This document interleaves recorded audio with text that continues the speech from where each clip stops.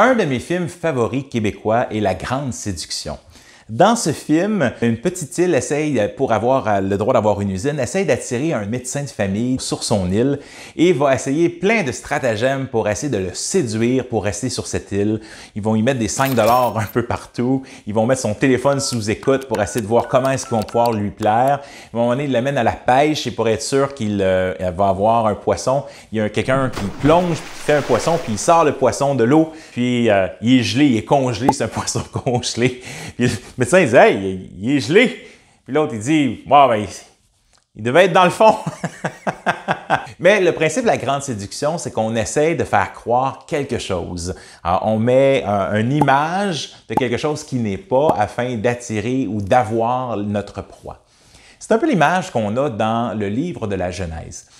Donc, le tout début de la Bible nous raconte l'histoire du début de l'humanité avec Ish et Isha, donc homme et hommesse, donc c'est ce que donné Adam et Ève, là c'est leur nom. Adam, son nom en hébreu c'est Ish et Ève qui est sortie de l'homme qui est Isha.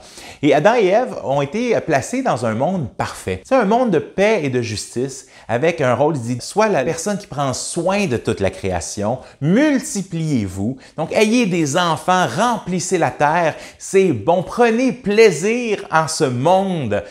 Prenez plaisir l'un avec l'autre. Prenez plaisir à respirer les fleurs dans les champs, à regarder le ciel, à regarder les animaux, à cultiver la terre, à manger, à boire. Prenez plaisir à toutes ces choses-là. Mais dans l'histoire des premiers chapitres de la Genèse, Dieu dit, mais il y a une chose que tu n'as pas le droit de faire. Il y a un arbre qui était placé dans le jardin, qui est l'arbre de la connaissance du bien et du mal. Et dans cet arbre, Dieu dit, tu ne toucheras pas à cet arbre, car le jour où tu en mangeras, tu mourras. Là, on s'imagine souvent que c'est une pomme, mais là, il va s'étouffer avec la pomme le jour où il va en manger. Mais pourquoi la mort? Mais ça reste un peu comme ça. Mais pourquoi l'arbre de la connaissance du bien et du mal, j'ai pas le droit? Mais Adam et Ève ne se posent pas la question. Jusqu'au moment où tu as essentiellement un serpent qui vient voir Adam et Ève, qui dans l'histoire est le diable, et pose la question à Ève, il lui dit « N'as-tu pas le droit de manger de tout dans le jardin? » Il faut s'imaginer un peu comme l'empereur dans Star Wars. Penses-tu pas, Anakin, que les Jedi veulent ton mal? Est-ce que tu crois pas que Dieu, il cherche pas ton bien? Il veut pas que tu prennes de cet arbre-là, mais pas parce que ça va te faire mal. Il a peur. Parce que savais-tu que si tu prends de cet arbre-là, tu deviendras comme Dieu. Et quand elle s'est approchée de l'arbre, puis elle a commencé à douter de ce que Dieu lui avait dit, et avec le serpent qui dit « Do it, do it », il dit « Vas-y, vas-y », et elle en prend, et elle en donne à Adam aussi, et ils en prennent ensemble, leurs yeux s'ouvrent à ce moment-là, ils réalisent « Hey, je suis pas habillé », ils vont se cacher, ils ont honte. Il y a plein de belles images aussi dans ce récit où ils se cachent de Dieu. Donc, c'est un peu étrange, comment est-ce que tu peux te cacher d'un Dieu qui voit tout? Et quand Dieu vient les voir, il dit « Mais pourquoi est-ce que tu t'es caché? J'étais nu, j'ai pris peur, j'ai eu honte, je me suis caché. » Tu as pris du fruit de l'arbre de la connaissance du bien et du mal. Et oui, ils sont devenus comme des dieux, mais ils se sont fait avoir par la séduction du serpent. Le serpent n'avait pas tout dit. Ils deviendront des dieux, oui, parce que Dieu dit « Ceci est bien. Voici le monde de paix et de justice. » Mais moi, quand je décide de prendre et de faire le contraire, je décide que je suis Dieu. Je suis le boss. Je suis celui qui décide. J'ai travaillé au primaire pendant un bout de temps, puis quand tu vas dans le lunchroom, tu sais, les profs, on sait tout, les étudiants nous écoutent, on est le sommet du savoir. Mais quand on arrive dans le lunchroom, on est confronté à plein de gens qui sont profs, puis il y a plein de gens qui sont le sommet du savoir. Et là, des fois, il y a des opinions qui vont faire, des fois, il y a des tables différentes, dépendamment des clics qu'il y a. Donc, un peu comme ça, quand on pense que nous sommes Dieu, nous décidons, et Dieu n'a pas raison. Une définition du péché, c'est de tordre ce que Dieu a donné. Donc, de faire le contraire, de briser ça. Si j'utilise un couteau, je peux utiliser un couteau pour beurrer une toast, pour couper du pain, mais je peux aussi utiliser le même couteau pour tuer quelqu'un. Il ne faudra pas attendre très loin. Genèse chapitre 4, quelques chapitres plus loin, tu as le premier meurtre de l'histoire, un frère qui tue son frère à cause d'une jalousie. Donc, le jour où tu en prendras, tu mourras. Il y a quelque chose d'intéressant dans cette section de la Genèse, c'est qu'une fois que l'être humain a péché, il va les jeter à l'extérieur du jardin. Pourquoi? Il va bloquer l'accès. Il y avait un autre arbre dans le jardin, dans ce que nous dit la Genèse, qui était l'arbre de la vie. Dieu va dire, bloquons l'accès à l'arbre de la vie, de peur que l'être humain continue de prendre de l'arbre de la vie et ne demeure éternellement, essentiellement vive pour toujours, dans sa condition méchante. En Genèse, chapitre 6, ça nous dit que déjà partout la terre était remplie et les gens ne pensaient qu'à faire le mal à longueur de journée. Il ne faut pas aller très très loin, on n'a qu'à ouvrir le Journal de Montréal. Juste quelques jours avant que j'enregistre ceci, il y a eu une autre tuerie où il y a près de 20 enfants qui ont été assassinés dans une école primaire où quelqu'un est rentré puis a tiré les gens. Le monde est plein d'injustices, de guerre et on se regarde dans le miroir puis on dit, mais dans le fond, je suis capable de ces injustices-là moi aussi. Le bien que je veux faire, je le fais pas. Le mal que je veux pas faire, je le fais. On dit, je vais partir, je vais commencer ma diète lundi, puis lundi arrive, puis on lutte. On lutte avec plein de choses. À chaque fois qu'on veut faire quelque chose, on veut changer nos habitudes, on se sent lié. Le jour où tu en prendras, tu deviendras mortel. Le but de Dieu, c'est que l'être humain vive pour toujours dans un monde de paix et de justice. Mais Dieu a aussi décidé une chose. Dieu a décidé qu'il voulait avoir l'amour, il voulait avoir la liberté. Vous savez, Dieu aurait pu créer un monde juste avec des robots. Si à chaque jour, à 3 heures, pile, j'arrivais avec des fleurs à mon épouse, « Salut chérie, voici des fleurs, je t'aime », ben, l'arrivée tous les jours à 3 heures, à un moment donné, elle se dirait, ben, c'est automatique, c'est un robot, il m'aime pas pantoute. Mais de la même manière, Dieu aurait pu créer des robots qui nous aiment, mon Dieu, nous faisons la bonne chose, mais il n'y a pas d'amour s'il n'y a pas de liberté. Et Dieu a dit, mais il a voulu créer un monde où l'amour était là, mais l'amour présuppose qu'il y a une possibilité que je fasse le contraire. La liberté présuppose que je fasse le contraire. Fait que le plan de Dieu, c'est comment est-ce que je vais faire pour avoir un monde de paix et de justice? Donc, il faut que je vienne sauver l'humanité pour créer un monde de paix et de justice, pour sauver l'homme de lui-même. Mais vous savez, on dit souvent, si Dieu est bon, là, pourquoi il y a autant de mal sur la terre? Mais vous savez, la Bible nous dit que Dieu a fait quelque chose déjà. Il a déclaré que l'homme deviendra mortel. Imaginez un Hitler immortel. Imaginez un violeur éternel. La mort est là pour mettre un terme au mal. C'est-à-dire que même si tu es la pire personne de l'histoire de la planète Terre, tu vas quand même avoir une fin. Tu vas mourir. La souffrance que tu apportes va avoir une fin. La mort est là pour mettre un terme au mal. La deuxième raison que la mort est là, c'est que ça nous rappelle que nous ne sommes pas Dieu. D'ailleurs, dans Ézéchiel 28, un passage que j'aime beaucoup dit « Tu t'es assis sur un trône et tu dis « Moi, je suis tellement riche, je n'ai pas besoin de personne, je suis Dieu. » Il dit « Parce que tu es Dieu, dit l'Éternel, je vais envoyer des gens contre toi et tu mourras. » Il pose la question « Diras-tu encore « Je suis Dieu » devant celui ou ceux qui t'ont transpercé. » Puis devant la mort, effectivement, même si on passe toute notre vie en disant « Je ne crois pas que Dieu existe » ou « Je suis Dieu », mais quand on meurt, mais ça nous démontre, non, regarde, on n'a pas le pouvoir d'arrêter la mort. Et je dirais même que ce qui est intéressant, c'est qu'il y en a un dans toute l'histoire qui a pu dire devant la mort, devant ceux qui l'ont transpercé, « Je suis Dieu ».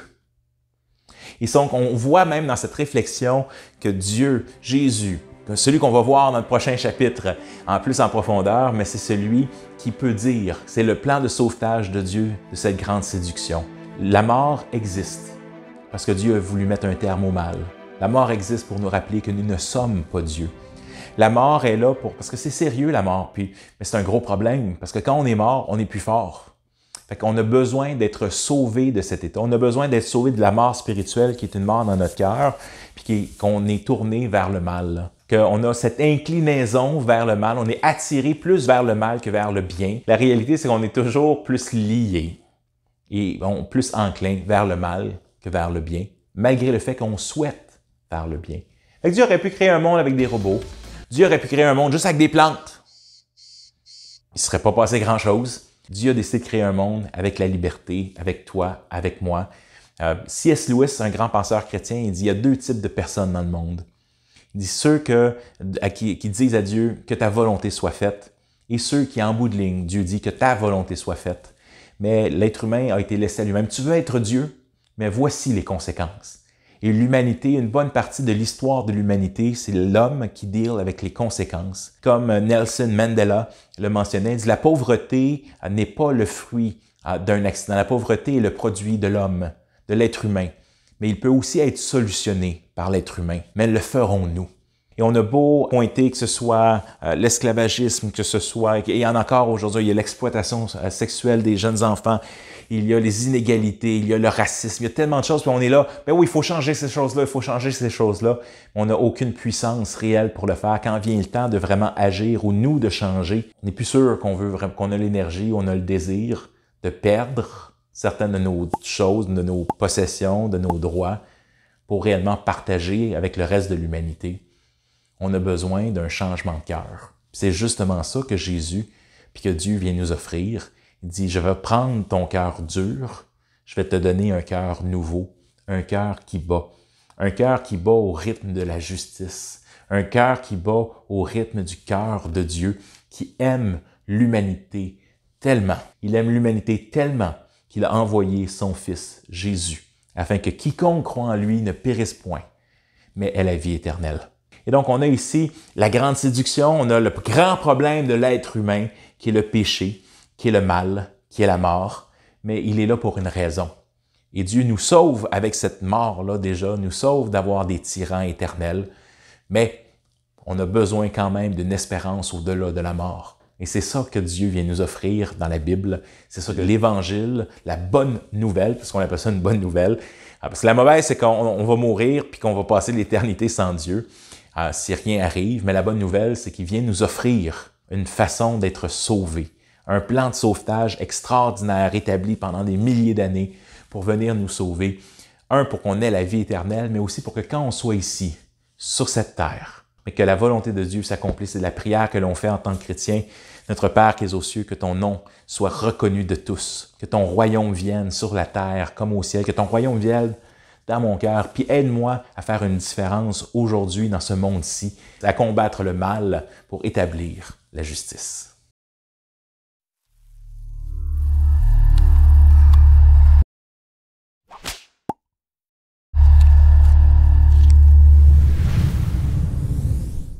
Un mot qu'on n'aime pas parfois dans le christianisme, c'est le mot « jugement ». Jésus lui-même dira « Ne jugez pas et vous ne serez pas jugés ». Ou on va vous juger avec la mesure que vous jugez les autres. Ce que Jésus veut dire, c'est qu'il ne faut pas condamner les autres et les regarder de haut, être hautain. Par contre, Jésus est très fortement pour la justice. Jésus va dire « Cherchez d'abord le royaume de Dieu et sa justice ». Pourquoi? Parce que quand quelque chose nous arrive, quand quelqu'un nous vole quelque chose ou nous fraude, mais on va dans une cour de justice pour que quelqu'un rétablisse la justice en notre faveur. Ou au contraire, si nous avons fait quelque chose de mal, que nous devions donner une réparation à la personne envers qui nous avons commis une injustice. Mais quand on y pense, le jugement, c'est une façon de rétablir la justice.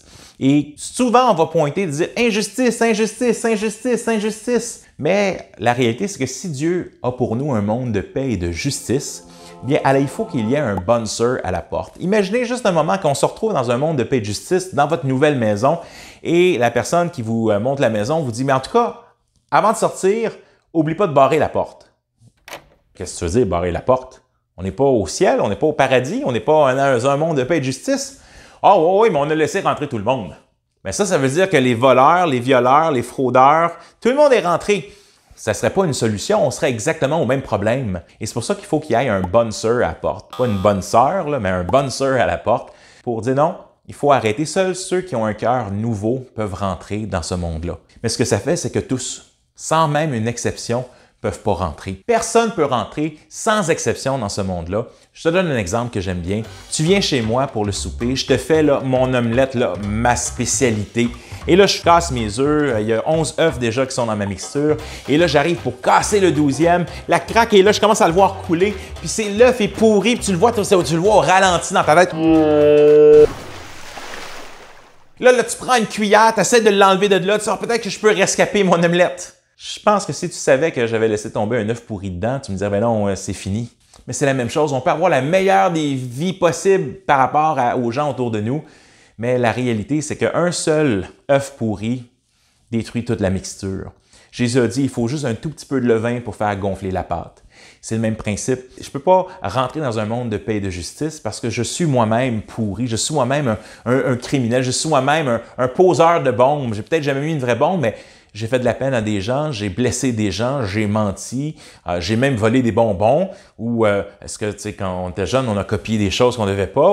Et là, on se rend compte que il n'y en a pas un seul qui peut rentrer, sauf si Dieu nous donne un cœur nouveau. Et ça, mais comment est-ce que j'ai ce cœur nouveau-là? Comment est-ce que Dieu a réussi ce sauvetage-là? Ça, c'est des choses qu'on va voir dans les prochaines capsules. Mais sachons que le jugement est là pour une bonne chose. Le jugement est là pour rectifier la justice et pour être sûr que le monde de paix et de justice soit réellement un monde de paix et de justice.